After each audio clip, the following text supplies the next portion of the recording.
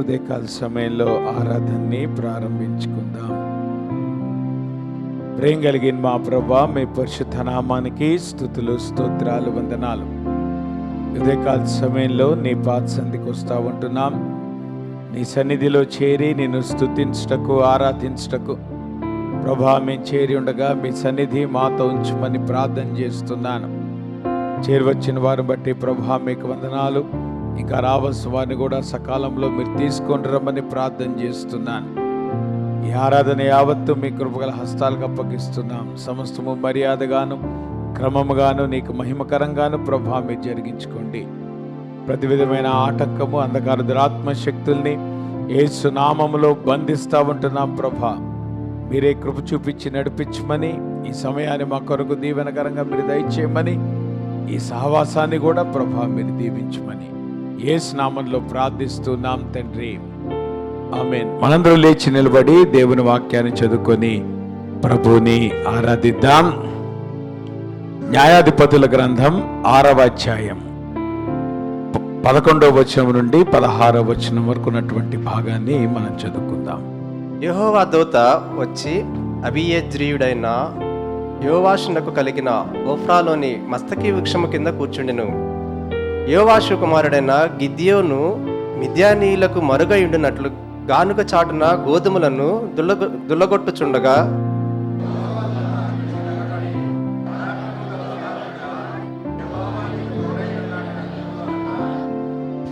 గిద్యోను చిత్తము నా ఏలినవాడా, యెహోవా మాకు తోడయ్యుండిన ఎడల ఇదంతయు మాకేల సంభవించెను?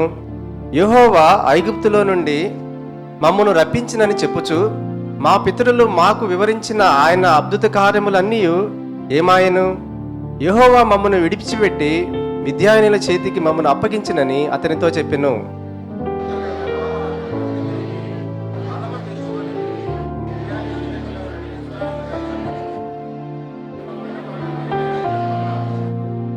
అతడు చిత్తము నా ఏలినవాడా, దేని సహాయము చేత నేను ఇజ్రాయేలును రక్షింపగలను?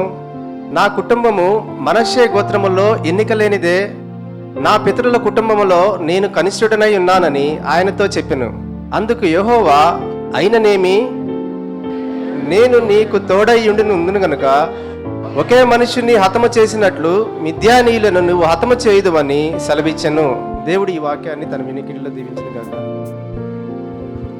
ప్రేమ కలిగిన మా ప్రభువా, మీ పరిశుద్ధ నామానికి స్తుతులు, స్తోత్రాలు, వందనాలు. ఇంతవరకు ప్రభువా నిన్ను స్తుతించుటకు, ఆరాధించుటకు ప్రభువా మీరు మాకు ఇచ్చిన ఈ సమయాన్ని బట్టి ప్రభువా మీకు వందనాలు. ఈ సమయంలో ప్రభువా నీ వాక్యాన్ని మేము ధ్యానించటకు సిద్ధపడుతుండగా నీ వాక్యం ద్వారా మీరు మాతో మాట్లాడండి, మమ్మల్ని బలపరచండి, సరిచేయండి. నీ కుమారుని స్వరూపులోకి మార్చబడినట్లుగా దేవా మీరు కృప చూపించండి. యేసు నామంలో ప్రార్థిస్తున్నాం తండ్రి, ఆమేన్. దయచేసి కూర్చోండమ్మా. ఉదయకాల సమయంలో మనం చదువుకున్నటువంటి వాక్య భాగము నుండి ఒక అంశాన్ని మనం ధ్యానం చేయడానికి ప్రయత్నం చేద్దాం. ఫైండింగ్ ఐడెంటిటీ, గుర్తింపు అనేటువంటిది మన జీవితాల్లో మనం ఎట్లా పొందుకుంటాం. ఈ లోకంలో మనం జీవించేటువంటి క్రమంలో గుర్తింపబడాలని ప్రతి ఒక్కళ్ళు కోరుకుంటారు. ఆ మాటకు వస్తే మనం చేసేటువంటి పనులు కానీ, మనం చేసేటువంటి నిర్ణయాలు కానీ ఈ గుర్తింపు చుట్టూతా తిరుగుతూ ఉంటాయి. దానినే మనం ఫైండింగ్ ఐడెంటిటీ. ఆ మాటకు వస్తే ఈరోజు ప్రపంచం అనేటువంటిది కొన్ని భావాల చేత నడిపించబడతా ఉంది. ఒకటి మెటీరియలిజం. మరి ఈరోజు మనకున్నటువంటి మెటీరియల్ ఏమంటారు, ఏ సంఘ చరిత్రలో కానీ లేదంటే అంతకుముందు శతాబ్దాల్లో ఎప్పుడు కూడా లేదు. అంతగా మనము ఈ రోజున మెటీరియల్గా చాలా అడ్వాన్స్ స్టేజ్లో ఉన్నాం. అలానే మన చుట్టూతున్నటువంటి ప్రపంచము మన మీద ఒక ఇంప్రెషన్ తీసుకొస్తా ఉంది. ఏంటి ఆ ఇంప్రెషన్ అంటే, మన విలువ, మన గుర్తింపు దేని బట్టి కలుగుద్ది అంటే గనక నీవు పొందుకునేటువంటి సక్సెస్. అందుకనే సక్సెస్ కొరకు ఆరాటపడతాం.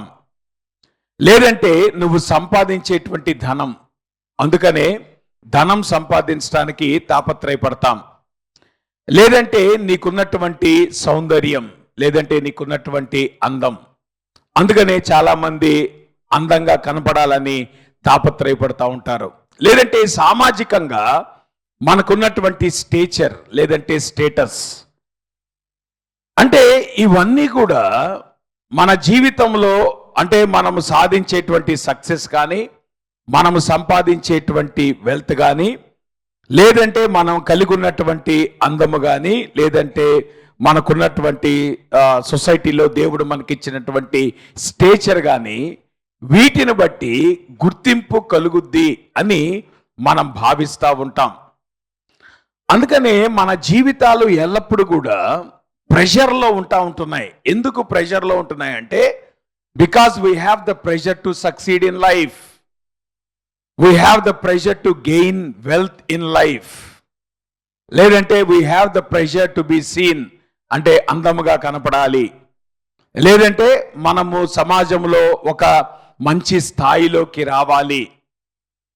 ఎప్పుడైతే మన గుర్తింపు కానీ, లేదంటే మనకున్నటువంటి విలువ కానీ వీటి మీద ఆధారపడి ఉన్నాయి అనేటువంటిది మనం గమనించుకున్నప్పుడు, వాటిని పొందే క్రమంలో మన జీవితాన్ని వెచ్చిస్తూ ఉంటాం, మన సమయాన్ని వెచ్చిస్తూ ఉంటాం. ఈ ప్రాసెస్లో చాలా స్ట్రెస్ గుండా మనము వెళ్తూ ఉంటాం. ఈ ప్రాసెస్లో నిజానికి మనము గుర్తింపు కలిగి ఉండాలి అనేటువంటి ఒక తాపత్రయంలో నిజానికి మనం ఎవరో మనకు అర్థం కావట్లేదు. we lost the sense of who we are. మనం ఎవరో మనకు అర్థం కాలేదు. రెండోది, మనము ఎవరి వారమో మనకు అర్థం కాలేదు. See, we don't know who we are and we don't know whose we are. మనము ఎవరమో మనకు అర్థం కావట్లేదు, మనము ఎవరి వారమో మనకు అర్థం కావట్లేదు. ఆ మాటకు వస్తే ఈరోజు నేటి తరంలో సోషల్ మీడియా అనేటువంటిది చాలా విస్తృతంగా పెరుగుతున్నటువంటి ఈ దినాల్లో సోషల్ మీడియా పద్దాక మనల్ని ఇతరులతో కంపేర్ చేస్తూ ఉంటుంది కదా. సో నీ వాళ్ళలో నువ్వేమి పోస్ట్ చేస్తావు, ఎదుటివాడు వాడి వాళ్ళలో ఏం పోస్ట్ చేస్తూ ఉంటాడు, నీ యొక్క స్టేటస్ ఏంటి, వాడి యొక్క స్టేటస్ ఏంటి. So always there is a comparison. నీకు ఒక 100 మంది ఫ్రెండ్స్ ఉన్నారు అనుకో, ఆ 100 మంది ఫ్రెండ్స్ తాలూకా వివరాలు నీ యొక్క వాళ్ళకి వస్తూ ఉంటాయి. ప్రతిరోజు కూడా కౌంట్లెస్ ఇన్ఫర్మేషన్ వస్తూ ఉంటుంది. ఆ ఇన్ఫర్మేషన్లో యు బిగిన్ టు సీ వీడెట్లా ఉన్నాడు, వాడెట్లా ఉన్నాడు, వీడు ఏ స్థాయిలో ఉన్నాడు, వాడే ఉద్యోగం చేస్తున్నాడు, వాడి జీతం ఎంత, వాడికి ఎంతమంది పిల్లలు, వాళ్ళ పిల్లలు ఏం చదువుకుంటున్నారు. నా మాట మీకు అర్థమవుతుందా? నిత్యము ఒక ర్యాట్ రేస్లో మనం ఉంటున్నాం. సో ఒక కంపారిటేటివ్ వరల్డ్లో. సో ఒకవేళ వాడికంటే మనం తక్కువ ఉన్నామంటే మనకి ఇన్ఫీరియారిటీ వస్తుంది, వానికంటే మనం ఎక్కువ ఉన్నామంటే మనకి సుపీరియారిటీ వస్తుంది. సో ఈ ప్రాసెస్లో we try to compare with each other. కారణం ఏంటంటే సోషల్ మీడియా అనేటువంటిది దాన్ని బాగా బొంబార్డ్ చేస్తూ ఉంది. అంత మాత్రమే కాదు, నీ గుర్తింపు దేని బట్టి మెజర్ చేస్తావు? By the number of friends you have and number of followers you have. నా మాట మీకు అర్థమవుతుందా? ఇదిగో ఎంతమంది ఫాలో అవుతున్నారు. నా మాట మీకు అర్థమవుతుందా? సపోజ్ యూట్యూబ్ ఛానల్ స్టార్ట్ చేసావు, యూట్యూబ్ ఛానల్లో ఎంతమంది ఫాలో అవుతున్నారు, ఎంతమంది సబ్స్క్రైబ్ చేస్తున్నారు, ఎంతమంది ఎన్ని వ్యూస్ వస్తున్నాయి. అంటే ఇదంతా కూడా నిత్యము మనము ఒక కాంపిటేటివ్ వరల్డ్లో ఆ వరవల్లో మనము కొట్టుకొని పోతా ఉంటున్నాం. ఆ మాటకొస్తే ఈరోజు భారతదేశం కూడా స్లోగా మనము కూడా క్యాపిటలిస్ట్ ఎకానమీ వైపు మనం ప్రయాణం చేస్తున్నాం. ఎందుకంటే మన ముందున్నటువంటి చాలా దేశాలు వాళ్ళు క్యాపిటలిస్ట్ ఎకానమీ వాళ్ళు కలిగి ఉన్నారు. కాబట్టి ఒకప్పుడు భారతదేశము సోషలిస్టిక్ ఏమంటారు డెమోక్రసీ అనేటువంటి వాళ్ళు, కానీ ఈ రోజున ఆల్మోస్ట్ మనము ఆ సైడ్ మనం వెళ్తున్నాం. క్యాపిటలిజం అనేటువంటిది చాలా విరివిగా వస్తున్నటువంటి ఆ దినాల్లో. సో ఆబ్వియస్గా ఒక క్యాపిటలిస్టిక్ ఎకానమీలో కానీ క్యాపిటలిస్టిక్ సొసైటీలో కానీ what you achieve matters most. అంటే నువ్వు గుర్తింపు పొందుకోవటానికి నువ్వు చేసేటువంటి పనులేంటి, what is that you are going to achieve, rather than what you have already received from God. అన్ఫార్చునేట్గా మీకు సంగతి చెప్పనా, ఇదే థింకింగ్ చర్చెస్లో కూడా వచ్చేసింది, సంఘాలు కూడా వస్తుంది. నా మాట మీకు అర్థమవుతుందా? సంఘంలో కూడా మనకు గుర్తింపు కావాలి, రైట్? స్టేజ్ మీద కనపడితే గుర్తింపు అనుకుంటాం, సింగింగ్ టీంలో ఉంటే గుర్తింపు అనుకుంటాం, వాయిద్యాలు వాయిస్తే గుర్తింపు అనుకుంటాం, లేదంటే ఇట్లా నిలబడి లీడ్ చేస్తే గుర్తింపు అనుకుంటాం, లేదంటే ఒక క్లాస్ టీచ్ చేయటం గుర్తింపు అనుకుంటున్నాం. అందుకనే సంఘాల్లో కూడా మనము ఈ ట్రెండ్ వచ్చేసింది, ఈ యొక్క ఒరవడి వచ్చేసింది. చూస్తూ ఉంటే we're trying to achieve something. నేను టీచ్ చేయగలను అని సంఘంలో అందరూ అనుకోవాలి. నేను బాగా ప్రార్థన చేస్తాను అని అందరూ నన్ను గుర్తించాలి. లేదంటే నేను బాగా వాయిద్యాలు వాయించగలను అని అందరూ నన్ను గుర్తించాలి. లేదంటే నేను బాగా పాడగలను అని అందరూ నన్ను గుర్తించాలి. సో ఈ ప్రాసెస్లో ఏమవుతుంది, బయట సొసైటీలో అదే కాంపిటీషన్ కనబడతా ఉంది, ఇక్కడ సంఘాల్లో కూడా అదే కాంపిటీషన్ కనబడతా ఉంది. అందుకనే మనం ఏమనుకుంటాం తెలుసా, ప్రభువా నన్ను వాడుకో అని అంటున్నాం. ఏంటి వాడుకునేది అంటే మన ఉద్దేశం ఏంటి తెలుసా? ఐదర్ నేను స్టేజ్ మీద కనబడాలి, లేదా సింగింగ్ టీంలోనే కనబడాలి, లేదంటే ఈ మ్యూజిక్ టీంలోనే కనబడాలి, లేదంటే లీడింగ్లోనే కనబడాలి, లేదంటే టీచింగ్లోనే కనబడాలి. అదా వాడుకోవటం అంటే? ఒకవేళ అదే వాడుకోవటం అయితే కనుక సంఘంలో ఎంతమంది ఉంటారు? మనకి ఎన్ని స్టేజీలు కావాలి? ఎంతమంది స్టేజ్ మీద నిలబెట్టాలి? అది అవుతుందా? సాధ్యమవుతుందా? ఎందుకు ఈ రకమైనటువంటి థింకింగ్ సొసైటీలో ఉంది, ఈ రకమైనటువంటి ప్రెషర్ సొసైటీలో ఉంది? అదే థింకింగ్ అదే ప్రెషర్ సంఘాల్లో కూడా చొచ్చుకొచ్చేసింది. సో నిత్యము కూడా మనము, నా మాట మీకు అర్థమవుతుందా, చర్చ్కి వచ్చినప్పుడు we feel as if we're nothing because we're sitting there. నేనేం పని చేయట్లేదు పాస్టర్ గారు. ఎందుకు పని చేయట్లేదు? నా దృష్టిలో ఎందుకు పని చేయట్లేదు? నేను సంఘానికి వచ్చి ఖాళీ కూర్చుంటున్నాను. అది మనకున్న భావన. ఎవరు వాడబడుతున్నారు అనుకుంటున్నాం? ఇక స్టేజీల మీద ఎవరైతే కనబడుతున్నారో వీళ్ళు వాడబడుతున్నారు అనుకుంటున్నాం మనం. సో ఈ ప్రాసెస్లో నాకు గుర్తింపు లేదు, నేను వచ్చి చర్చ్కి వస్తున్నాను, కుర్చీలో కూర్చుంటాను, వెళ్ళిపోతున్నాను. అందుకని ఇప్పుడు నేనేం చేయాలా? చర్చిలో నేను గుర్తింపు తెచ్చుకోవాలంటే నేను ఏదో చేయాలి, అదర్వైజ్ పీపుల్ డోంట్ రికగ్నైజ్ మీ. చూసారా, బయట సొసైటీలో అదే ప్రెషర్, లోపల చర్చెస్లో కూడా అదే ప్రెషర్. జాగ్రత్త, ఈ మోసములో కొట్టుకొని పోతున్నారు, జాగ్రత్త. This is not identity. అందుకనే దాన్ని నేను ఐడెంటిటీ క్రైసిస్ అంటున్నాను. ఈరోజు ప్రతి ఒక్కళ్ళకి కూడా వెంటాడుతున్నటువంటి ఒక వాస్తవం ఏంటంటే, we have the crisis to be identified. గుర్తించబడాలి అనేటువంటి ఒక సమస్యలో మనం చిక్కుకున్నాం. గుర్తింపు కొరకు ఆరాటపడేటువంటి సమస్యల్లో మనం చిక్కుకుంటున్నాం. ఈ ప్రాసెస్లో మనము చేయాల్సింది చేయకుండా మనం చేయనక్కర్లేని వాటి కొరకు మనం తాపత్రయపడతా ఉంటున్నాం. దేవుడు మనకిచ్చిన దాంట్లో మనము దేవుని చేతిలో వాడబడకుండా దేవుడు మనకి ఇవ్వని దాని కొరకు అపేక్షిస్తూ ఉంటున్నాం. అది సేవ అనుకుంటున్నాం, అది పరిచర్య అనుకుంటున్నాం. జాగ్రత్త, దట్ ఈస్ ఎ డిసెప్షన్. అది మోసం, నిన్ను ఈడ్చుకుపోతుంది. జాగ్రత్త, నీకు ఐడెంటిటీ అంటే నీకు అర్థం కాలే. అందుకని ఉదయకాల సమయంలో గిద్యోను జీవితంలో ఉండి I want to deal with the identity crisis in life. అసలు ఐడెంటిటీ అంటే ఏంటి? గుర్తింపు అంటే ఏంటి? గుర్తింపు అనేటువంటిది ఎట్లాగొస్తుంది? క్రైస్తవులుగా మనం దేని కొరకు ఆరాటపడాలి అనేటువంటిది మనము అర్థం చేసుకోవాలి. అందుకనే నేను సంగతి చెప్పనా, రిటైర్మెంట్ లైఫ్లో కూడా ఈ ఐడెంటిటీ క్రైసిస్ ఉంటుంది. నా మాట మీకు అర్థమవుతుందా? రిటైర్ అవ్వకముందు మనకు ఒక గుర్తింపు ఉంది. ఏంటది? ఈ పలానా జాబ్ అండి, పలానా టైటిల్ అండి. అప్పుడేమో సుపీరియారిటీ కాంప్లెక్స్ వస్తుంది. ఏమని? ఎట్లా చెప్తారు? సపోజ్ మీరు స్టీల్ ప్లాంట్లో జనరల్ మేనేజర్ అనుకోండి అమ్మా, ఎలా చెప్తారు? నేనేం చేయలేదండి అంటారా? ఎట్లా అంటారు? అడిగినా అడగకపోయినా కనబడి ప్రతి ఒక్కరికి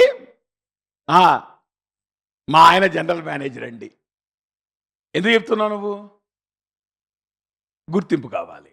గుర్తింపే కాదు, ఆ గుర్తింపు అనేటువంటి నీకు సుపీరియారిటీ కాంప్లెక్స్ తీసుకొస్తుంది. మా ఆయన పలానా స్టీల్ ప్లాంట్, మా ఆయన పలానా బ్యాంక్ మేనేజర్, లేదంటే మా ఆవిడ పలానా గవర్నమెంట్ ఎంప్లాయీ. చూసారా? సో ఆబ్వియస్గా మనం ఉద్యోగం చేస్తున్నంతసేపు సుపీరియారిటీ కాంప్లెక్స్తో మనం సఫర్ అవుతాం. ఒకసారి రిటైర్ అయిన తర్వాత సత్యానంద గారు అడగాలి. సత్యానంద గారు అయితే చాలామంది ఉన్నారు మనం. ఇప్పుడు ఇన్ఫీరియారిటీ కాంప్లెక్స్ వస్తుంది. నా మాట మీకు అర్థం ఎందుకో తెలుసా? ఇప్పుడు మనం పరుచుకునేవాడు కనపట్ల, రోజు ఆఫీస్కి వెళ్ళక్కర్లేదు బాగుందని అనుకోమాకండి. అరే నేను ఆఫీస్కి వెళ్ళలేదని బాధ అప్పుడు వస్తుంది, ఎప్పుడు రిటైర్ అయిన తర్వాత. ఎందుకంటే అంతకుముందు వరకు నీకు ఒక ఐడెంటిటీ ఉంది. ఒకసారి రిటైర్ అయిన తర్వాత ఇప్పుడు ఏమవుతుంది? You don't have identity. నేను ఎవడు పిలవడు, నువ్వు ఆఫీస్కి వెళ్ళవు. సో ఈ ప్రాసెస్లో ఇప్పుడు ఏమవుతుంది? నేను రిటైర్ అయిపోయాను, నేను ఎవరికి పనికిరాను. చూసారా? ఇప్పుడు అక్కడ ఏమవుతా ఉంటుంది? ఇన్ఫీరియారిటీ కాంప్లెక్స్ వస్తుంది. ఉద్యోగాలు చేస్తున్నప్పుడేమో సుపీరియారిటీ కాంప్లెక్స్ ఐడెంటిటీలో. ఇప్పుడు రిటైర్ అయిన తర్వాత ఏమవుతుంది? Inferiority complex. నేను ఎవరికి చెందను, నేను ఎవడు పనికిరాను. ఇదిగో చూసారా, నేను ముసలోని అయిపోయాను కాబట్టి నన్ను ఎవడు పట్టించుకోవట్లేదు. తల్లిదండ్రులకి ఎంత ఫీలింగో. పిల్లలు చూడండి పట్టించుకోవట్లేదండి. పిల్లలు ఎందుకు పట్టించుకోవాలా? లోపల నీ సెల్ఫ్ కోరుకుంటుంది. నీ సెల్ఫ్ అనేటువంటిది ఐడెంటిటీని కోరుకుంటా ఉంది. నా మాట మీకు అర్థమవుతుందా? నేను అంటున్నాను, at every stage of life you suffer with the crisis for identity.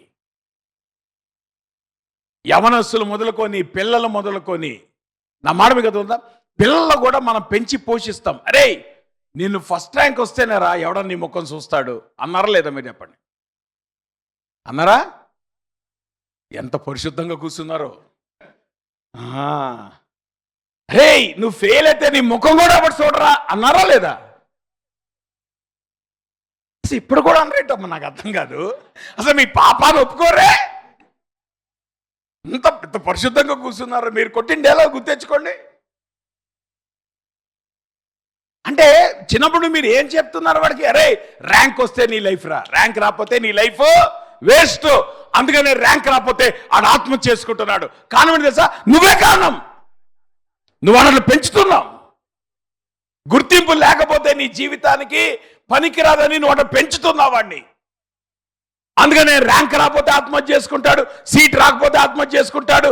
నిన్న టీవీలో చూస్తున్నాం, పెళ్లి కాకపోతే ఆత్మహత్య చేసుకుంటున్నారు. For everything, suicide is becoming an option because as a society we are under pressure and we are making people to feel that pressure. నిత్యము మనము కూడా అదే ప్రెషర్లో బతుకుతున్నాము, పిల్లల్ని కూడా అదే ప్రెషర్లో పెంచుతున్నాం. ఎంతసేపటికి నీకెన్ని మార్కులు వస్తున్నాయి, నీకెంత ర్యాంక్ వస్తుంది, నువ్వు ఎక్కడ చదువుతున్నావు, ఏ సీట్ వస్తుంది నీకు.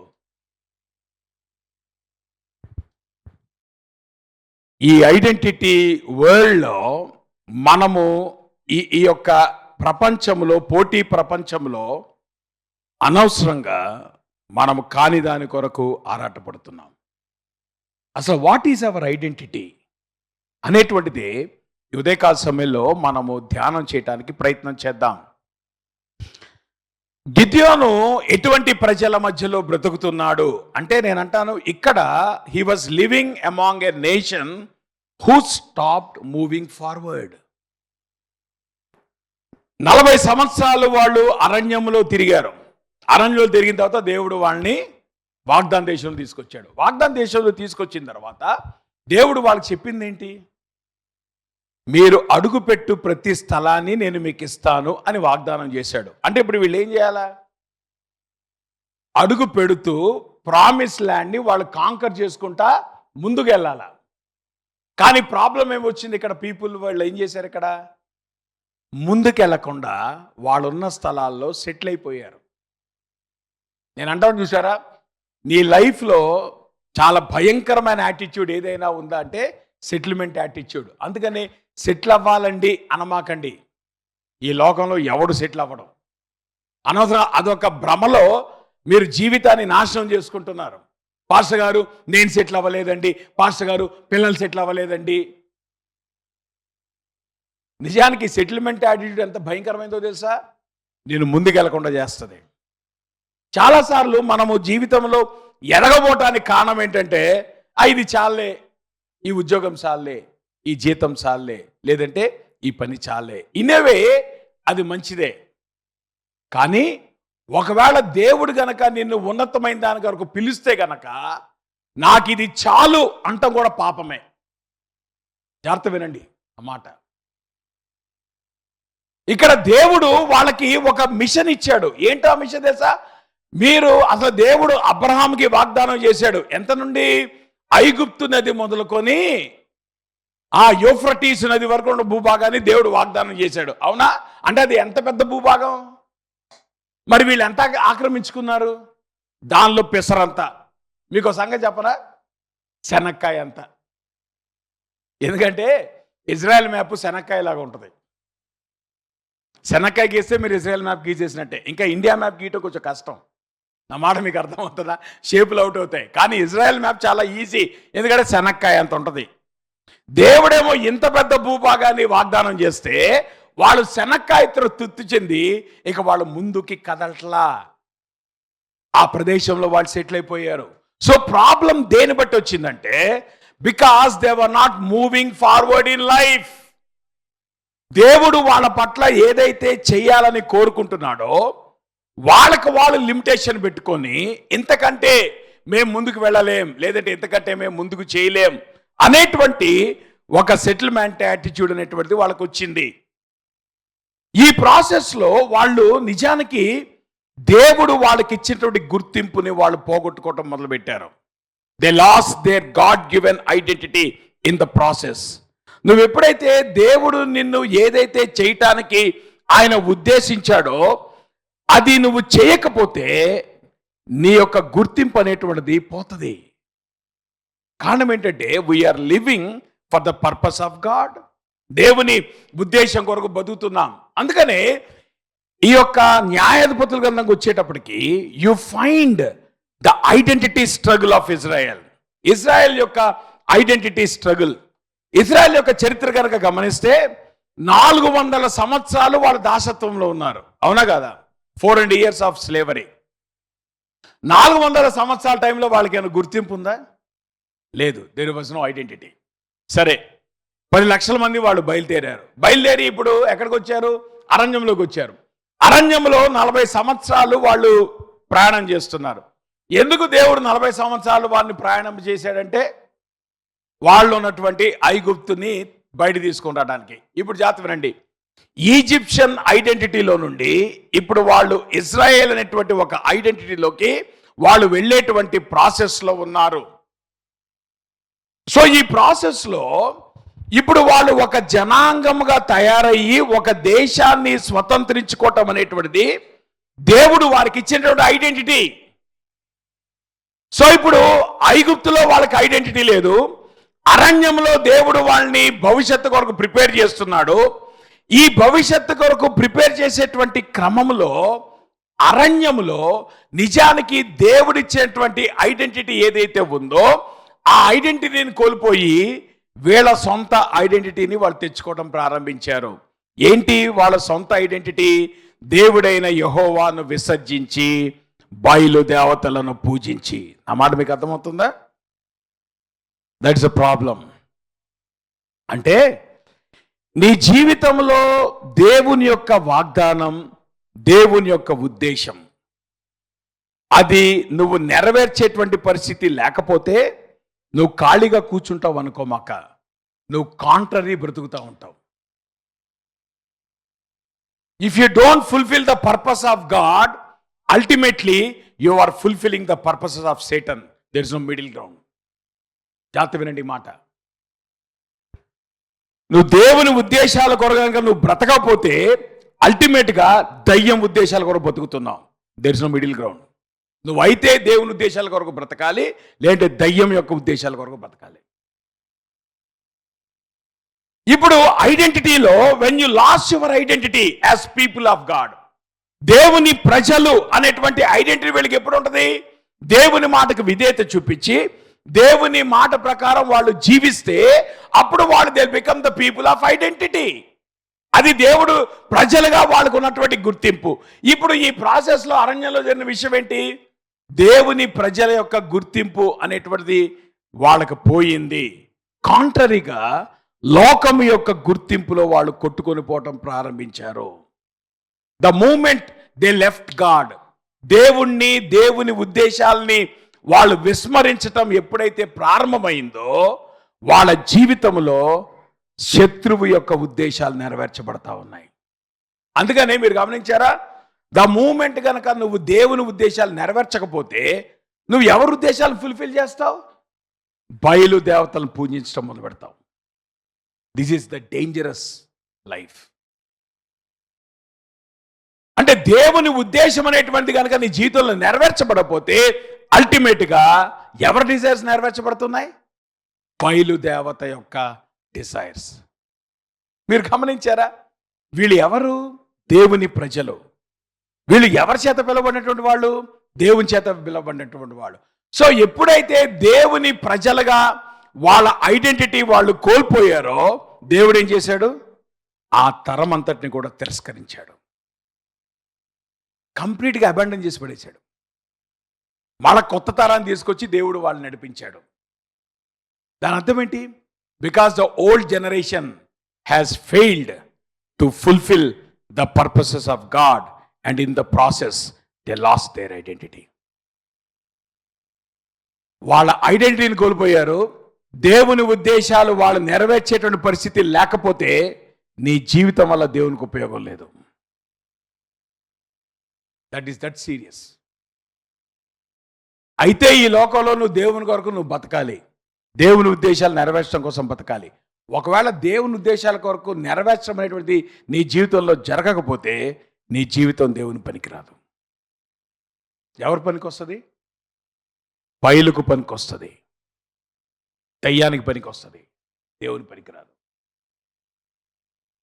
అన్ఫార్చునేట్గా ఎప్పుడైతే మనము దేవుని యొక్క గుర్తింపు అనేటువంటిది మన జీవితాల్లో మిస్ అవుతున్నామో so many of us are becoming instruments in the hands of the enemy, not God. విచారం ఏంటో తెలుసా? దేవుని ప్రజలు మేము తప్పిపోతున్నాం అనేటువంటి అవగాహన లేకపోవటం. దేవుడు వాళ్ళ ముందున్నాడు, దేవుడు వారిని నడిపిస్తున్నాడు, కానీ నిజానికి వారికి దేవుడుగా లేడు. అదెంత విచారం! అంటే జీవితం అంతా కూడా వాళ్ళు డిసెప్షన్లో బతికారు, మోసంలో బతికారు, రాంగ్ ఐడెంటిటీలో బతికారు. వాళ్ళ ఐడెంటిటీ ఏంటి? వీళ్ళు దేవుని ప్రజలు.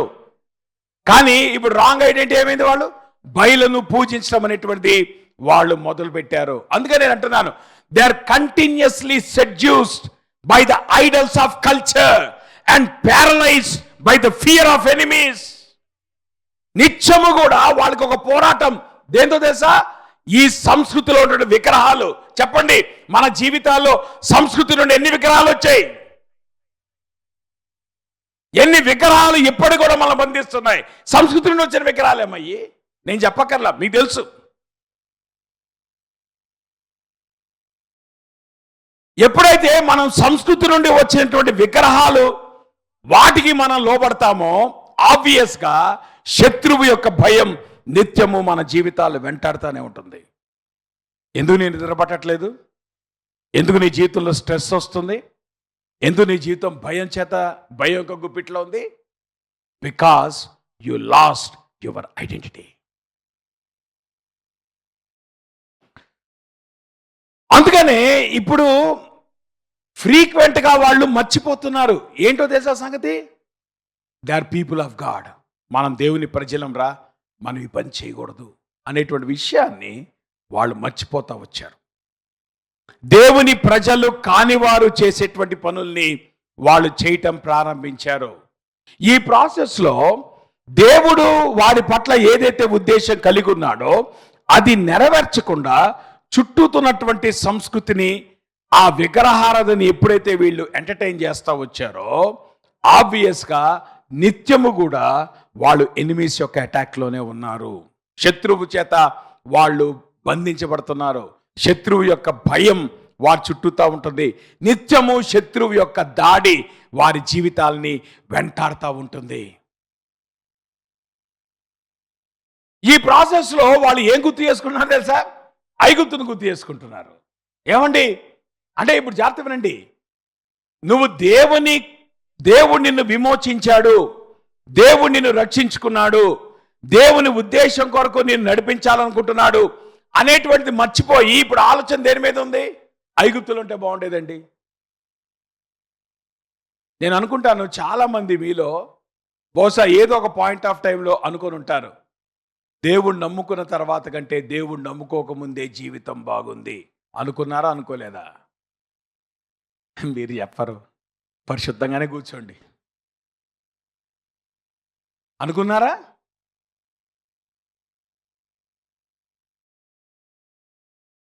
అనుకున్నారు. ఇక అదగా నేనే చెప్పను. అనుకోనట్టు కూర్చున్నారు మీరు. అనుకున్నారు. అరే ప్రభు నమ్ముకున్న తర్వాత కష్టాలు పెరిగినాయి అనుకోలేదా? ప్రభు నమ్ముకున్న తర్వాత జీవితం ఏదో అయిపోద్ది అనుకుంటే ఇట్లా ఉంది అనుకున్నారా?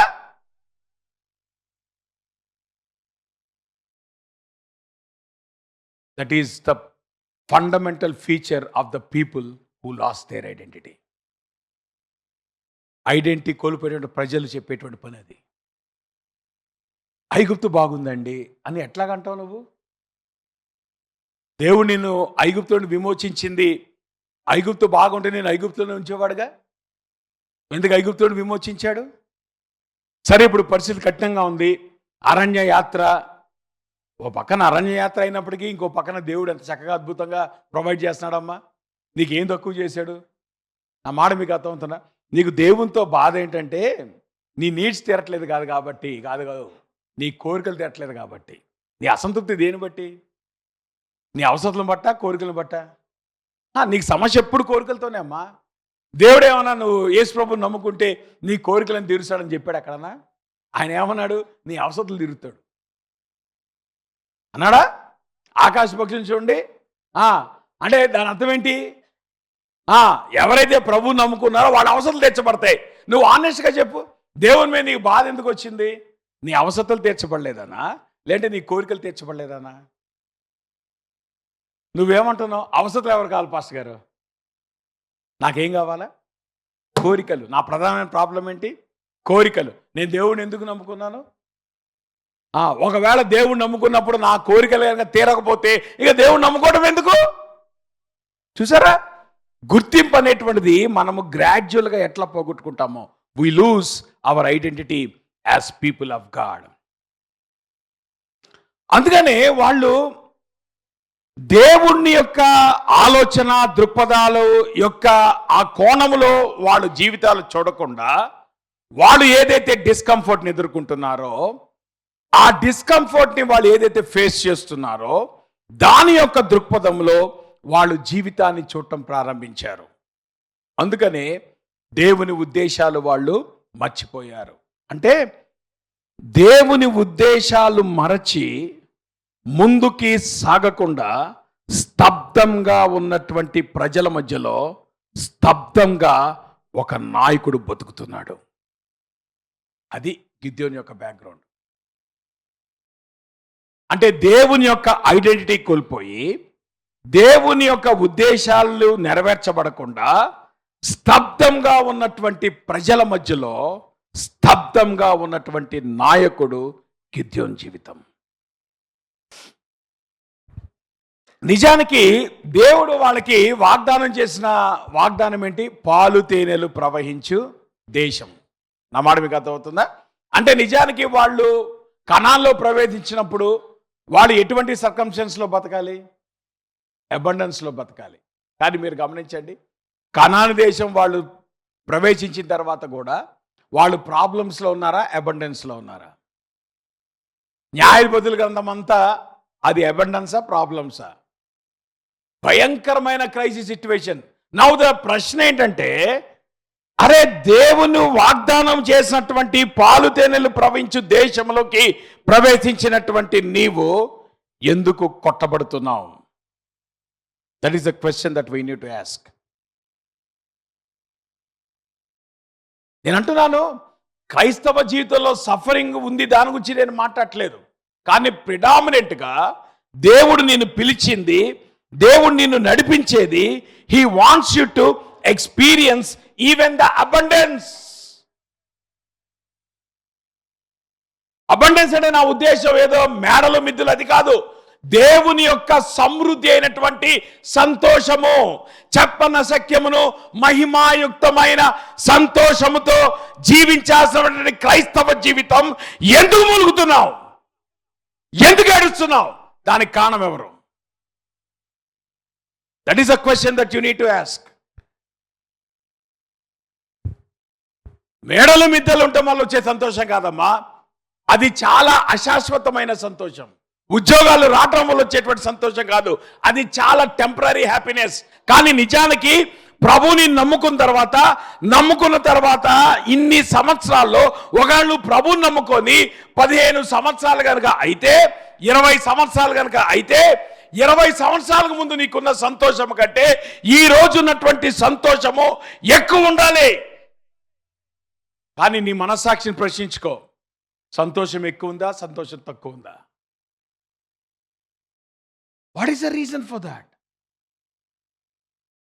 అంటే దేవుడు అబద్ధికుడా? చెప్పన సఖ్యమును మహిమాయుక్తమైన సంతోషం వాగ్దానం చేసిన దేవుడు అబద్ధికుడా? లేదంటే ఆ వాగ్దానము స్వతంత్రించుకోపోయినటువంటి నీ తప్పది? Who is responsible for that?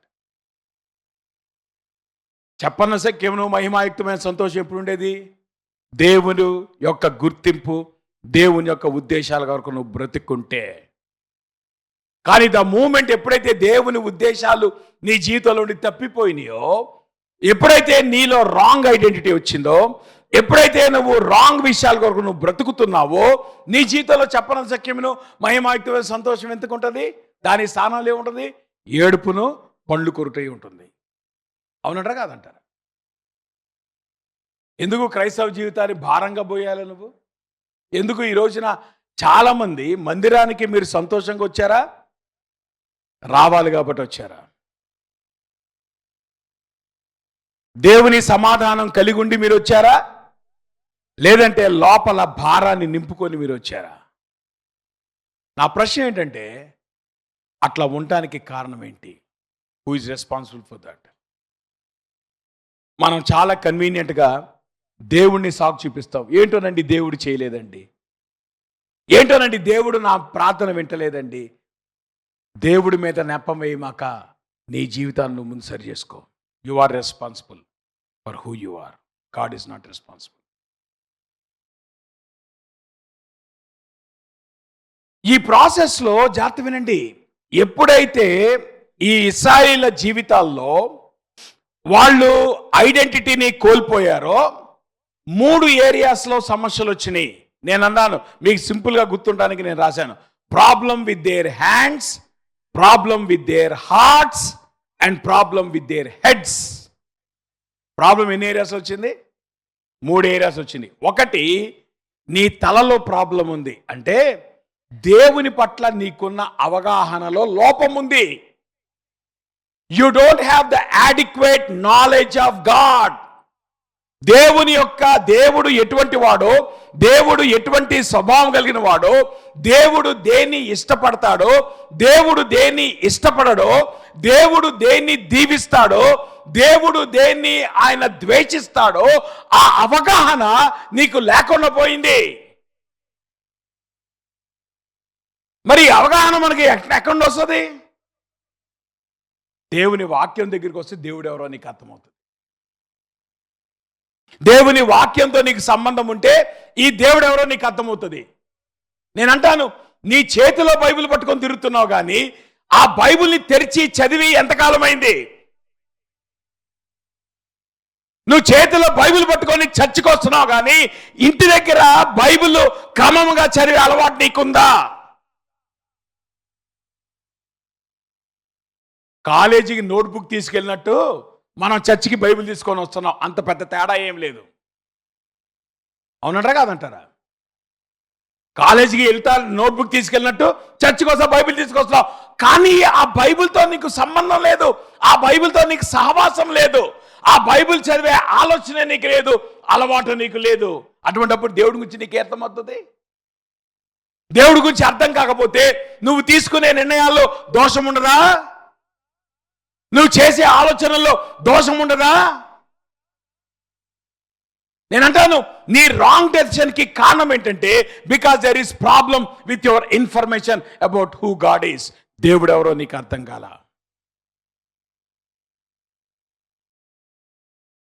ఈరోజు ప్రాబ్లం ఏంటో తెలుసా? దేవుడు ఎవరో నీకు తెలియపోవడానికి కారణం ఏంటో తెలుసా? మొట్టమొదటి రీజన్ పేరెంట్స్ కారణం. దేవుని గురించి ఎవరు బోధించాలమ్మా? పాస్టర్లు బోధిస్తారా? సండే స్కూల్ టీచర్స్ బోధిస్తారా? ఎవరు బోధించాలి? ఇది ఎవరి బాధ్యత చెప్పండి? ఎంతమంది పేరెంట్స్ మీరు ఇంటి దగ్గర మీ పిల్లల్ని క్రమంగా దేవుని శిక్షణలో పెంచుతున్నారు చెప్పండి?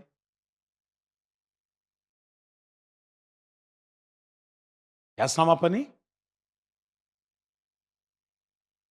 పేరెంట్స్గా మనం ఆ పని చేయట్లేదు. పోనీ యంగ్ పీపుల్ వాళ్ళు ఎట్లాగా ఉన్నారు? They don't want to listen.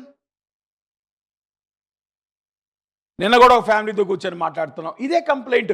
ఒకసారి పిల్లలు టీనేజ్కి రాగానే 12 సంవత్సరాల వయసు రాగానే వాళ్ళు పేరెంట్స్ మాట వింటలేదు. Common complaint in every household. అదేంటో తెలియదు పాస్టర్ గారు, చిన్నప్పుడు చర్చికి వచ్చేవాళ్ళు, ఇప్పుడు కనీసం ఆ పిల్లలు చర్చి రావడం కూడా ఇష్టపట్ల. అదే పేరెంట్స్తో. ఏమిటి దౌర్భాగ్యం? Because as parents you have failed to teach them, and as children they failed to obey God. అందుకనే కుటుంబాల్లో సంతోషం లేదు, కుటుంబాల్లో నెమ్మది లేదు. ఉద్యోగాలు సంపాదిస్తున్నారమ్మా, జీతాలు సంపాదిస్తున్నారు, కానీ ఎంతమంది కుటుంబ జీవితంలో మీకు నెమ్మది ఉందండి? ప్రశ్న వేసుకోండి. ఎంతమంది నెమ్మది కలిగి బ్రతుకుతున్నారు? ఎంతమంది సమాధానంతో బ్రతుకుతున్నారు? Why there is no peace? Because there is no God. నువ్వు దేవుని వాక్యం చదవవు, నీ పిల్లలకు దేవుని వాక్యాన్ని నేర్పించావు, నీ పిల్లలకు దేవుని గురించి నువ్వు చెప్పావు. ఎప్పుడైతే దేవుని గురించినటువంటి అవగాహన లోపం ఉందో ఆబ్వియస్గా దేవుడు లేనటువంటి ప్రజలుగా వీళ్ళు తయారవుతున్నారు. అందుకే న్యాయాధిపతుల గ్రంథం ఎట్లా ప్రారంభించబడిందమ్మా? యెహోషువ చనిపోయిన తర్వాత, యెహోషువ బ్రతికిన దినముల్లో ఆ తర్వాత ఉన్నటువంటి తరము వాళ్ళు దేవుని ఎరిగినటువంటి వారు, కానీ ఆ తరువాత దేవుని ఎరుగని ఒక కొత్త తరం పుట్టుకొచ్చింది. ఎవరి కారణం? తల్లిదండ్రుల కారణం. దానికి as parents you have failed. సరి చేసుకోరా మరి ఆ తప్పుని? ఎవరు సరి చేసుకుంటారు? The problem with their heads. పేరెంట్స్గా నేను అంటున్నాను, యాడిక్వేట్ టైం మీ పిల్లలతో స్పెండ్ చేయండి. యాడిక్వేట్గా దేవుని గురించి వాళ్ళకి నేర్పించండి. వాళ్ళు చర్చికి వచ్చేటట్లు మీరు చేయండి. చర్చిలో వాళ్ళు దేవుని మాటను వినేటట్లుగా మీరు తోడ్పడండి, సహకరించండి. పేరెంట్స్గా మీకే బాధ్యత లేకపోతే పిల్లలకి ఎక్కడ బాధ్యత వస్తామా? మీకు చర్చికి వెళ్ళడానికి ఇంట్రెస్ట్ లేకపోతే మీ పిల్లలకి ఇంట్రెస్ట్ ఎక్కడ వస్తుంది? మీకో సంగతి చెప్పనా? మీరు దేవుల్లో ఎదగకుండా మీ పిల్లల్ని కనుక దేవుల్లో తీసుకురావాలని చూస్తే వాళ్ళు మిమ్మల్ని అపహసిస్తారు. ఎందుకో తెలుసా? That is duplicity. నీలో వాళ్ళు దేవుని ప్రేమను చూసినప్పుడు కదా వాళ్ళు ఎంకరేజ్ అయ్యేది దేవునితో సంబంధం కలుగుటానికి. నీకు లేదు దేవునితో అటువంటి సహవాసం, నీకు లేదు అటువంటి సంబంధం దేవునితో, కానీ నీ పిల్లల్లో ఎక్కడ వస్తుందా మా సంబంధం, సహవాసం? ఆటోమేటిక్ వచ్చేస్తా అనుకుంటున్నారా? No. It is your responsibility to correct their heads with the word of God. కాబట్టి దేవుని వాక్యపు అవగాహన మీరు పెంచుకోండి. దేవుని వాక్యపు అవగాహనతో పిల్లలు పెంచండి, లేదంటే అది వారి జీవితాలకి ప్రమాదం. నెంబర్ 1 ప్రాబ్లం అక్కడే ఉంది. when you fail to teach who God is. అందుకే ప్రభు అన్నాడు, ద్వితీయోపదేశకాండలో ఏమన్నాడు? మీరు పడుకున్నప్పుడు, మీరు లేచినప్పుడు, మీరు ఇంట్లో ఉన్నప్పుడు, మీరు డైనింగ్ టేబుల్ ఉన్నప్పుడు, ప్రతి చోట పిల్లలతో కూర్చోండి. ప్రతి చోట పిల్లలకి దేవుని గురించి నేర్పించండి. Make every opportunity to teach your children about God. That is your first responsibility. నేను అంటాను, ముందు ఇంట్లో నీ బాధ్యత నెరవేర్చు, తర్వాత చర్చిలో బాధ్యత గురించి ఆలోచిద్దాం. ముందు ఇంట్లో నువ్వు నీ బాధ్యత నెరవేర్చకుండా, ఒక తల్లిగా ఒక తండ్రిగా నువ్వు సక్రమంగా నీ కుటుంబాన్ని నువ్వు పెంచకుండా ఏంటి చర్చకొచ్చి నువ్వు చేసేది? It has to be corrected. Be careful. దేవుడు రేపొద్దున చర్చ్ గురించి నీ లెక్కడగడు, నీ ఇంటి గురించి నీ లెక్కడుతాడు, నీ పిల్లల గురించి నీ లెక్కడుతాడు. సమాధానం చెప్పడం రెడీగా ఉన్నావు నువ్వు? నీ పిల్లల గురించి అకౌంట్ ఇవ్వడం రెడీగా ఉన్నావు నువ్వు దేవుని దగ్గర? నేను అంటున్నాను, there is a problem with their heads. The parents they don't want to teach, the young people they don't want to listen. రెండోది, the problem with their hearts. వాళ్ళ హృదయాల్లో నెమ్మది లేదు. కారణం ఏంటి తెలుసా? అసలు వాళ్ళ హృదయాల్లో ప్యాషన్ లేదు. దేవుని కొరకు జీవించాలనేటువంటి ప్యాషన్ లేదు. ఎంతసేపటికి లోకం కోసం బతకటం, లోకంలో మనం ఏం కలిగి ఉండాలి, లోకంలో మనం ఏం సాధించాలి. జీవితం అంతా లోకం చుట్టూ తిరుగుతూ ఉంటే దేవుని కొరకు నువ్వేం పని చేస్తావు? దేవుని కొరకు నువ్వేం సాధిస్తావు? when you don't have the passion to live for God. మూడోది, వాళ్ళ యాక్షన్స్లో ప్రాబ్లం ఉంది. The problem with their hands. చూసారా? యెహోవా దృష్టికి దోషులైనందున. అంటే జాగ్రత్త వినండి, వాళ్ళ హెడ్స్ ఎప్పుడైతే బాలేదో వాళ్ళ హార్ట్స్ బాలేవు, వాళ్ళ హార్ట్స్ ఎప్పుడైతే బాలేదో వాళ్ళ హ్యాండ్స్ బాలేదు. మీకు సంగతి చెప్పనా? మీరు హ్యాండ్స్ చూసి ఇరిటేట్ అవుతున్నారు. చెప్పండి, పిల్లల మీద ఇరిటేషన్ మీకు ఎప్పుడు వస్తుంది? వాళ్ళు చేసే పనులు బట్టి. అవునా? మీరు దేంతో ఫ్రస్ట్రేట్ అవుతున్నారు? వాళ్ళ పనులు బట్టి. పనులు ఎందుకు అట్లాగా ఉన్నాయి? ప్రశ్న వేసుకోండి. వాళ్ళ హృదయాలు బాలేదు. వాళ్ళ హృదయాలు ఎందుకు బాలేదు? వాళ్ళకి సరైన అవగాహన లేదు దేవుని గురించిన.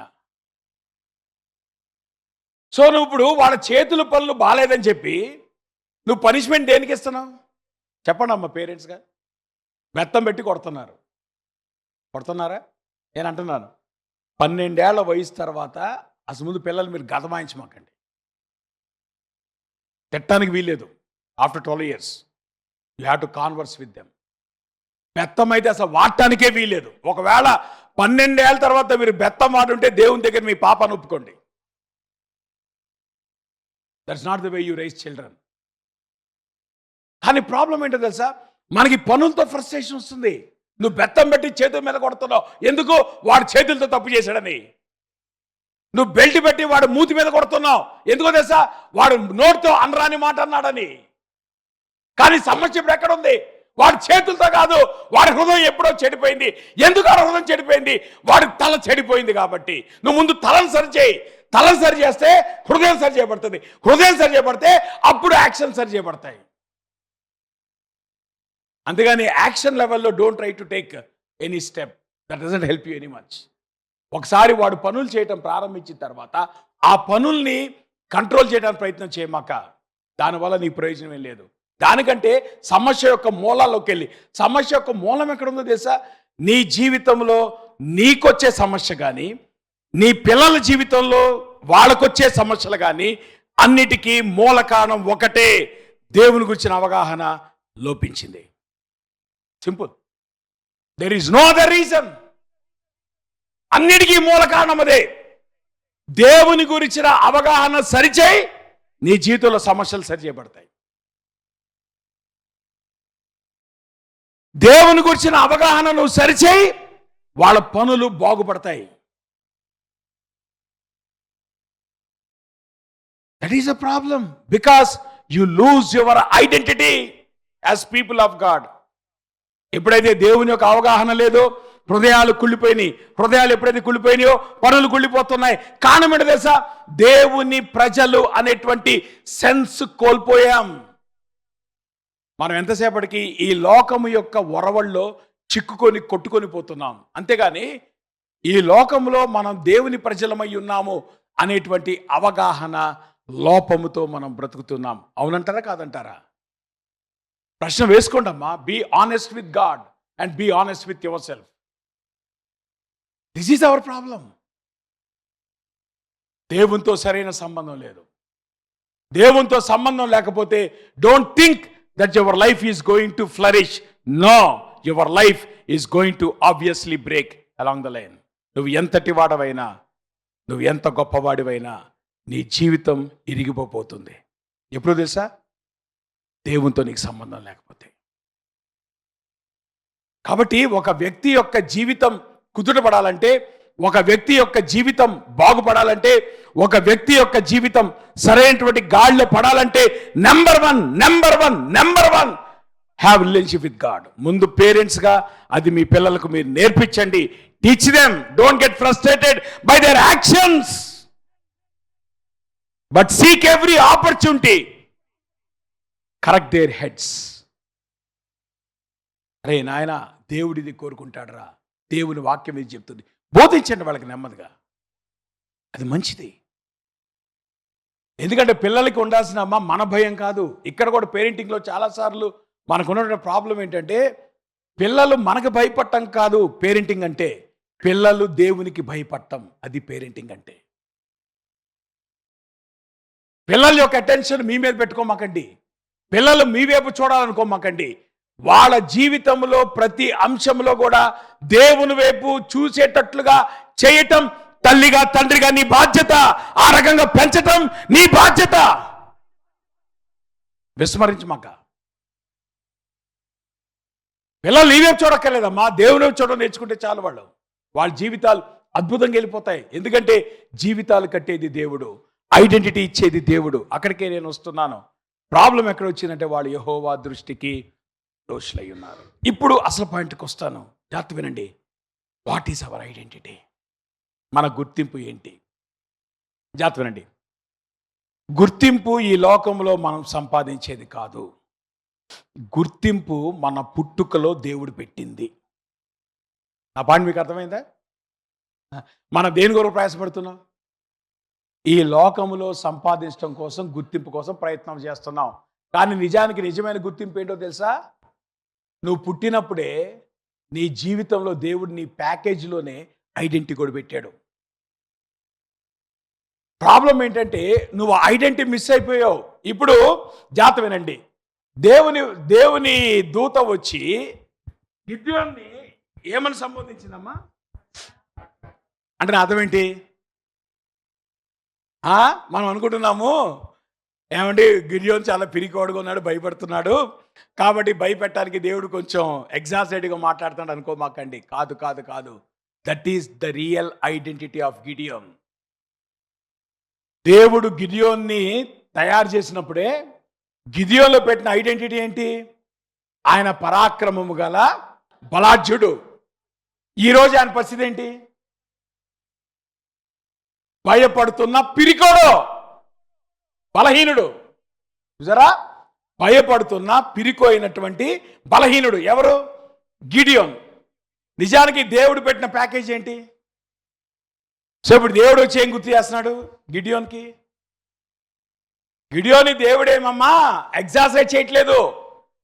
దేవుడు గిడియోన్కి గుర్తు చేస్తున్నాడు, అరే అబ్బాయి, this is your identity. Problem ఏంటో తెలుసా?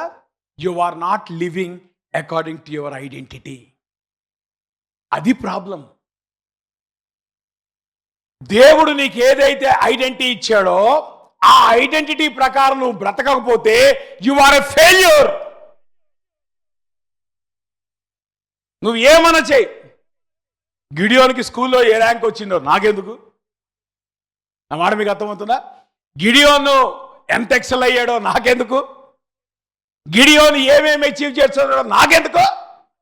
కానీ ఈ పాయింట్ ఆఫ్ టైంలో గిడియోన్ యొక్క జీవితంలో he completely lost in his life because he lost the identity God has given him. అందుకే ఇప్పుడు దేవుడు గుర్తు చేస్తాడు గిడియోన్కి, నాయనా జాగ్రత్త వినండి, గిడియోను నీ ఐడెంటిటీ ఏంటి తెలుసా? పరాక్రము గల బలాఢ్యుడా. అంటే జాగ్రత్త వినండి, నువ్వు నిజానికి నీ జీవితంలో ఎట్లా జీవించాల్సింది? ఈ పాటకి గిడియోన్ ఎట్లా తయారవ్వాలి? ఐడెంటిటీ ప్రకారంగా, దేవుడిచ్చిన ఐడెంటిటీ ప్రకారం జీవించుంటే ఈ పాటకి గిడియోన్ ఎట్లా ఉండాలి? పరాక్రమంగా బలాజీగా ఉండాలా? అట్లా ఉండకపోవటానికి లోపం ఎక్కడుంది? నా మాట మీకు అర్థమవుతున్నా? ఇప్పుడు దేవుడు ఏం చేస్తున్నాడు? లోపాన్ని సరి చేస్తున్నాడు. ఎట్లా సరి చేస్తున్నాడు? He's giving the true identity. అమ్మా జాగ్రత్త వినండి, నువ్వు ఏం కావాలో, నీ గుర్తింపు ఏంటో నువ్వు దేవుణ్ణి అడగాలి. నువ్వేం చేసావు? మీ ఫ్రెండ్స్ని అడిగావు. మీ పిల్లలు ఏం చదవాలో ఎవరిని అడగాలి? అసలు మాట్లాడంటమ్మా మీరు, కనీసం సమాధానం చెప్పాడు. ఎవరిని అడగాలి? మీరు దేవుణ్ణి అడిగారా?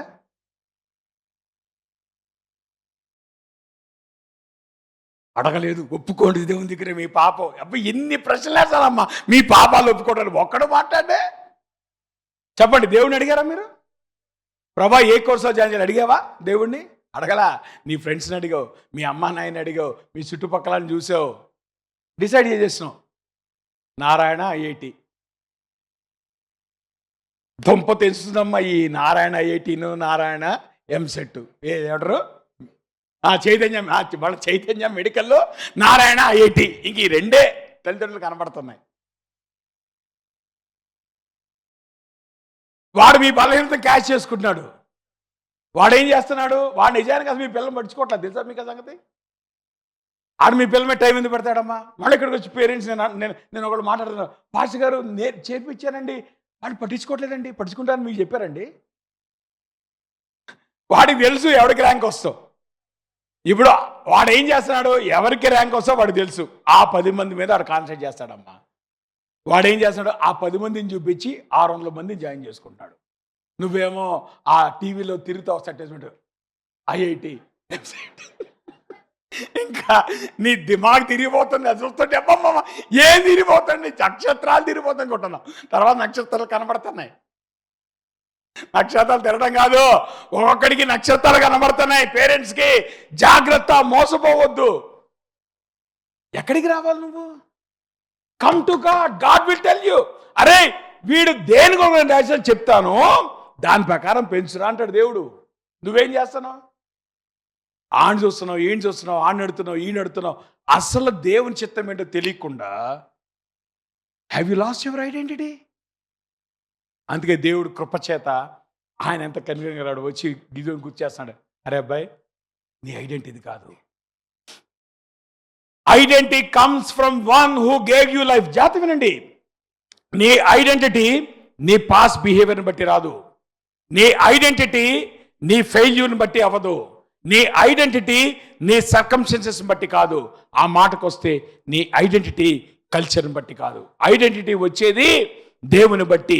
చూడండి, 1 పేతురు రాసిన పత్రిక అందరు కలిసి చదవండి అమ్మా. కనీసం ఆ వచనం చదివితే మన ఐడెంటిటీ ఏదో మనకు అర్థమవుతుంది కదా. పేతురు రాసిన 1 పత్రిక 2వ అధ్యాయం 9వ వచనం అందరు కలిసి చదువుదామా. This is our true identity.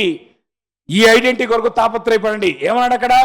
అయితే మీరు చీకట్లో నుండి ఆశ్చర్యకరమైన తన వెలుగులోనికి మిమ్మల్ని పిలిచిన వాని గుణాతిశయములను ప్రచురము చేయి నిమిత్తము ఏర్పరచబడిన వంశమును, రాజులైన యాజక సమూహమును, పరిశుద్ధ జనమును, దేవుని సొత్తైన ప్రజలై ఉన్నారు. Mark, this is your identity in Christ. అమ్మా, నీ ఐడెంటిటీ ఇంజనీరింగ్లో లేదు, నీ ఐడెంటిటీ మెడికల్లో లేదు, నీ ఐడెంటిటీ కెరీర్లో లేదు, నీ ఐడెంటిటీ డబ్బుల్లో లేదు, నీ ఐడెంటిటీ జాబ్లో లేదు.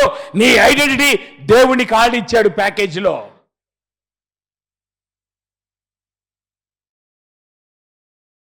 జాగ్రత్త వినండి. ఇప్పుడు దేవుడు ఈ క్రైసిస్ ఎందుకు తీసుకొచ్చాడు? మిథ్యానీయుడు క్రైసిస్ ప్రాబ్లం తీసుకొచ్చాడు. జాగ్రత్త వినండి, ప్రాబ్లం దేవుడు ఎప్పుడు తీసుకొచ్చినా మన దృష్టి మరల్చడానికి. దేని మీద నుండి? You need to understand. ఈ ప్రాబ్లం ఎందుకు తీసుకొచ్చాడంటే నీ ఐడెంటిటీని గుర్తించడానికి. Crisis is not powerful enough to place you out of the reach of God. జాగ్రత్త విను, నీకు వచ్చిన సమస్య ఎంత పెద్దదైనా ఆ సమస్య దేవుని ఉద్దేశాలని నీ జీవితంలో నుండి తప్పించలేదు. ఆ మాటకొస్తే నీకొచ్చిన సమస్య, the crisis, it always positions you for your calling. మిద్యానీల సమస్య వస్తే కానీ గిద్యోని యొక్క పిలుపు గుర్తుకు రాలే. నా మాట మీకు అర్థమవుతుందా? సో ఇప్పుడు దేవుడు మిద్యానీల సమస్యను తీసుకొచ్చాడు గిద్యోనికి తన పిలుపుని గుర్తు చేయడానికి. గిద్యోను, this is your calling for life. నేను పరాక్రమ గల బలాఢ్యుడిగా నేను తయారు చేస్తే ఆ కాలింగ్ ను మిస్ అయ్యావు, ఆ ఫోకస్ ను మిస్ అయ్యావు, ఆ ఐడెంటిటీను మిస్ అయ్యావు, పనికి రాకుండా బతుకుతున్నావు, లే అని దేవుడు దృష్టిని తట్టి లేపడానికి దేవుడు ఏం చేశాడు? ప్రాబ్లం తీసుకొచ్చాడు. మన జీవితంలో ప్రాబ్లమ్స్ ఎప్పుడు దేవుడు అందుకే తీసుకొస్తాడు. In order to bring your focus to your calling. మూడోది, your crisis does not dictate your capability. గిద్యోను అనుకుంటున్నాడు, మిద్యానీలు ఎంతమంది ఉన్నారు కదా, నేను ఒక్కడిని ఏం చేస్తాను అనుకున్నాడు. అరే బాయ్, నీ శక్తి నీకు అర్థం కాలే. అదే గుర్తింపు కోల్పోవటం అంటే. నీ శక్తి ఏంటో నీకు తెలుసా? ఇప్పుడు చెప్పండి, నీ శక్తి దేని బట్టి వచ్చింది? దేవుడు పెట్టడాన్ని బట్టి వచ్చింది. నీ శక్తి దేని బట్టి వచ్చింది? దేవుడు తోడుగా ఉంటాన్ని బట్టి వచ్చింది. నిజానికి దేవుడు లేకపోతే మన బలహీనమే, కానీ మన జీవితాల్లో మనం అచీవ్ చేసే దేని బట్టి? దేవుడు తోడుగా ఉంటాన్ని బట్టి. అందుకనే ఇక్కడ స్పెషల్గా యెహోవా దూత అతనికి కనబడి, దేవుని వాక్యంలో యెహోవా దూత అంటున్నప్పుడు స్పెసిఫై చేయకపోతే 90% ఆఫ్ ద టైం అది pre incarnate appearance of Jesus Christ అంటాం. అంటే యేసు ప్రభువారు ఓల్డ్ టెస్ట్మెంట్లో అనేక పర్యాయాలు తను తాను ప్రత్యక్షపరుచుకున్నాడు యెహోవా దూతగా. ఇప్పుడు జాగ్రత్త వినండి. ఇప్పుడు దేవుడు ఒక ఇంపార్టెంట్ మెసేజ్ని తీసుకొని వచ్చాడు గిడియోన్ దగ్గరికి. ఏంటా important message? Gideon, you lost your identity. ఇప్పుడు ఆ మెసేజ్ని తీసుకురావడానికి దేవుడు ఎవరు పంపించి ఉండొచ్చు? గాబ్రియల్ని పంపించవచ్చు కదా, మిఖాయిల్ని పంపించవచ్చు కదా. దేవుడే కదిలి వచ్చాడని అర్థం ఏంటి? ఇది ఇంపార్టెంట్ కాదా? నీ జీవితంలో నీ ఐడెంటిటీ నువ్వు గుర్తించడం ఇంపార్టెంట్ కాదా? సో ఇటువంటి ఇంపార్టెంట్ ఆస్పెక్ట్ చెప్పడానికి, ఇటువంటి ఇంపార్టెంట్ విషయాన్ని నీ జీవితంలో గుర్తించడానికి దేవుడే దిగొచ్చాడు. అంటే అర్థం ఏంటి తెలుసా? నీ జీవితంలో నువ్వెవరో గుర్తించటం చాలా ప్రధానమైనటువంటి విషయం. దేవుడు దిగి వస్తాడు నువ్వెవరో నీకు తెలియచేయటానికి. దేవుడు నీతో మాట్లాడతాడు నువ్వెవరో నీకు తెలియచేయటానికి. అందుకే దేవుడు దిగొచ్చాడు. పాత నిబంధనలో ఇటువంటి ఐడెంటిటీని తెలపటానికి దేవుడు పలు పర్యాయాలు వచ్చాడు. కాకపోతే నేను 2 పర్యాయాలు తీసుకొచ్చాను. ఒకటి ఆదికాండ 16 అధ్యాయంలో హాగరు తరిమివేయబడినప్పుడు, పారిపోయి వచ్చినప్పుడు హాగారుకు భవిష్యత్తు అగమ్యగోచరంగా ఉంది. షీ లాస్ట్ హర్ ఐడెంటిటీ అనుకుంది. కానీ దేవుని దూత చూడండి, అరణ్యములో నీటి బొగ్గ యొగ్గ అనగా శూరు మార్గంలో బొగ్గ యొద్ద ఆమెను కనుగొని, హాగర్తో దేవుని మెసేజ్ ఏంటో తెలుసా? Hagar, you are not what they did to you, you are who I say. ఎంత అద్భుతమైన మాట. అబ్రహాం ఏదో కష్టపెట్టిందని, శారాయి ఏదో కష్టపెట్టిందని, ఇక నీ జీవితము వాళ్ళు చేసిన దాన్ని బట్టి నీ బ్రతుకు ఎట్లా అయిపోయింది అనుకోమాక. వాళ్ళు చేసిన దాన్ని బట్టి నీ జీవితం కాదు, నేను చెప్తున్నా నీ జీవితం ఏంటో, నీ ఐడెంటిటీ ఏంటో అది తెలియచేయడానికి ఎవరు దిగొచ్చాడు? దేవుడే దిగొచ్చాడు. మళ్ళీ గాబ్రియల్ని పంపించరా, మైఖేల్ని పంపించరా. ఎందుకంటే this is the most important aspect your life. You have to know your identity, who you are in Christ. దేవుడే దిగొచ్చాడు. ఏమన్నాడు?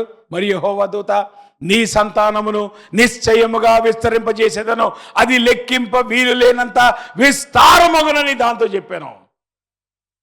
Hagar, this is your true identity.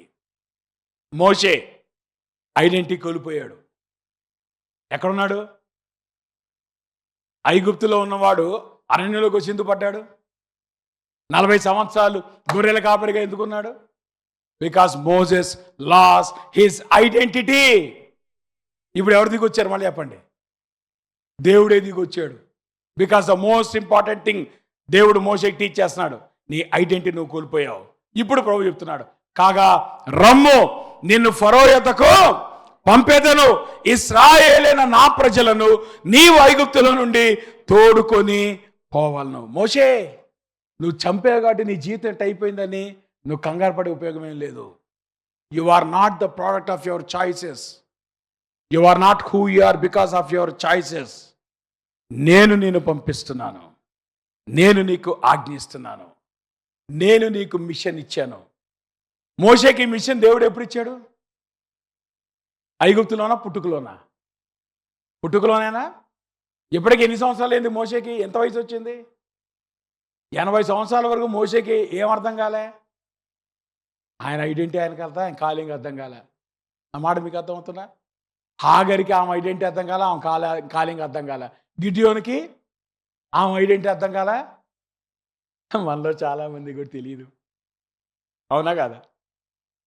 ఎంతమంది మీ జీవితాల్లో మీరు లేచి చెప్తారు, ఇది దేవుడు నాకు ఇచ్చిన పిలుపు, ఇది దేవుడు నాకు ఇచ్చిన ఉద్దేశం, ఇది దేవుడు నాకు ఇచ్చిన గుర్తింపు? చెప్పగలుగుతారా మీరు? ఆ దేవుడే దిగొస్తాడు. నిజంగా నువ్వెవరో నీకు తెలుసుకోవాలంటే ఆ దేవుడే దిగొస్తాడు నీకు చెప్పడానికి. Because is the most important thing in your life. ఇది గనక తెలియపోతే నీ లైఫ్ అంతా కొట్టుకొని పోతాయి. See, you are not what is happening to you. You are who I say you are. గిద్యోను దగ్గరికి దేవుని దూత ఎక్కడికి వచ్చాడు? ఇక్కడ నాకు టైం లేదు కానీ నేను ముగించేస్తాను. గానుగ చోట గోధుమలను దొల్లగొట్టుచుండగా. జాగ్రత్త వినండి, రెండు కూడా డిఫరెంట్ ప్లేసెస్. థ్రెషింగ్ ఫ్లోర్, దొల్లగొట్టే స్థలము పైన ఉంటుంది, గానుగ కింద చీకట్లో ఉంటుంది. జనరల్గా గానుగని ఎక్కడ తొడగొట్టాలి? పైన థ్రెషింగ్ ఫ్లోర్లో. గిడియోను కింద ఎందుకు గానుగలో ఉన్నాడు? సీక్రెట్గా ఉండడానికి ఇష్టపడుతున్నాడు. ఒకవేళ గనక ఆయన ఎత్తైన ప్రదేశంలో నిలబడి ఆ యొక్క ధాన్యాన్ని దొడగొట్టాడు అనుకోండి, మిద్యానీలు చూశారు అనుకోండి, అప్పుడు ఏం చేస్తారు? వచ్చి ధాన్యాన్ని ఎత్తుకుపోతారు. అందుకనే గిడియోను భయపడి కిందకొచ్చి సీక్రెట్గా ఆయన చేస్తున్నాడు. అంటే చూడండి, ధైర్యముగా పరాక్రమగా బలాఢ్యుడుగా ఆపరేట్ అయ్యేటువంటి ఎన్వైరన్మెంట్ వేరు, పిరికోడు ఆపరేట్ ఎన్వైరన్మెంట్ వేరు. ఇప్పుడు గిడియోన్ ఏ ఎన్వైరన్మెంట్లో ఉన్నాడు? పిరికోడు ఎన్వైరన్మెంట్లో ఉన్నాడు. నిజానికి దేవుడు ఎక్కడ వాడుకోవాలనుకున్నాడు గిడియోన్ని? బాహాటంగా అందరి ముందు పరాక్రమ బలాఢ్యుడుగా దేవుడు ఆయన చేయాలనుకున్నాడు. ప్రాసెస్లో దేవుడు వచ్చాడు, గిద్యోను తట్టి లేపుతున్నాడు, నీ ఐడెంటిటీ నువ్వు గుర్తించు. జాగ్రత్త వినండమ్మా, ఈ లోకములో నువ్వు జీవించే దాన్ని బట్టి నీకు గుర్తింపు రాదు. ఈ లోకంలో నువ్వు సంపాదించిన దాన్ని బట్టి నీకు గుర్తింపు రాదు. ఈ లోకంలో నువ్వు సాధించిన దాన్ని బట్టి నీకు గుర్తింపు రాదు. ఈ లోకంలో నీ చదువును బట్టి నీకు గుర్తింపు రాదు. నీ ఉద్యోగాన్ని బట్టి గుర్తింపు రాదు. నీ జీతాన్ని బట్టి గుర్తింపు రాదు. దేవుడు ఆల్రెడీ నిన్ను పుట్టించినప్పుడే లోపల గుర్తింపుతో దేవుడు నిన్ను పంపించాడు. అది నువ్వు ఐడెంటిఫై చేసి దాని దేవుని అడుగు. నీ యొక్క గుర్తింపు ఏంటో కనుక్కోవడానికి దేవుడు సహాయం చేస్తాడు. అది నువ్వు ఐడెంటిఫై చేసి నువ్వు ఎప్పుడైతే దేవుని వాక్యపు వెలుగులో నీ ఫోకస్ని నువ్వు సరి చేసుకుంటావో, then you will gain your true identity in God. అటువంటి కృప దేవుడు మనకు దయచేయనుగాక. ప్రార్థన చేసుకుందాం, చిన్న ప్రార్థన చేసుకుందాం. దేవుని వాక్యపు వెలుగులో మన జీవితాలు సరి చేసుకుందాం.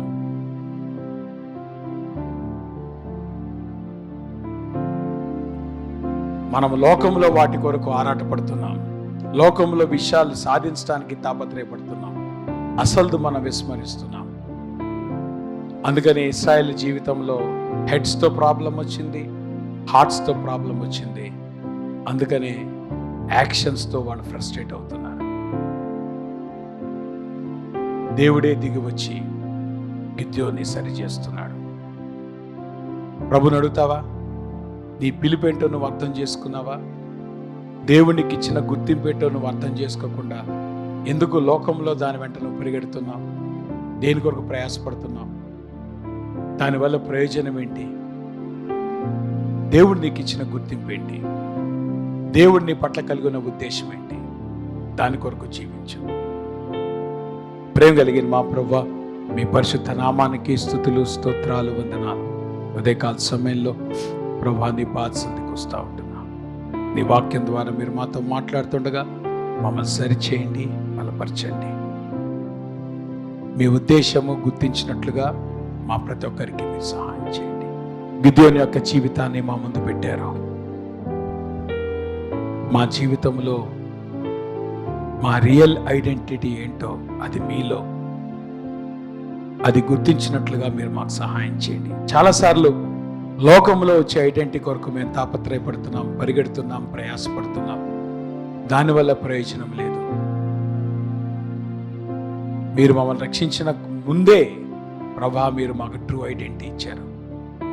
ఆ ఐడెంటిటీ గుర్తించినట్లుగా, నీ ఉద్దేశాల కొరకు మేము జీవించినట్లుగా, ఈ లోకం యొక్క ర్యాట్ రేస్లో మేము చిక్కుకొని ప్రభా మేము డైవర్ట్ కాకుండా సరైనటువంటి మార్గంలో మేము నడిచినట్లుగా ఆ ప్రతి ఒక్కరికి మీరు సహాయం చేయమని, ప్రతి కుటుంబాన్ని కూడా మీరు దీవించమని యేసు నామములో ప్రార్థిస్తున్నాం తండ్రి. పరలోకమందున్న మా తండ్రి, భవిష్యత్తు వచ్చబడుగాక, మీ రాజ్యం వచ్చునుగాక, మీ చిత్తం పరలోకం నెరవేర్చడం నెరవేరుగాక. మా దినాహార మాకు దయచేయండి, మా నష్టం మీకు చేసిన ప్రకారం క్షమించండి, మా శోధలో తేక దుష్టుడు తప్పించండి. రాజ్యము, శక్తి, మహిమ నిరంతరం మీరై ఉన్నారు తండ్రి. మన తండ్రి దేవుని యొక్క ప్రేమయు, కుమారుటువంటి యేసుక్రీస్తు వారి కృపయు, పరిశుద్ధాత్మ అన్యోన్య సహవాసం ఇప్పుడు మనకు సదాకాలము తోడై ఉండి ఆయన రాకడ పర్యంతము భద్రపరిచి నడిపించునుగాక. అమ్మందరికీ వందనాలు. God bless you.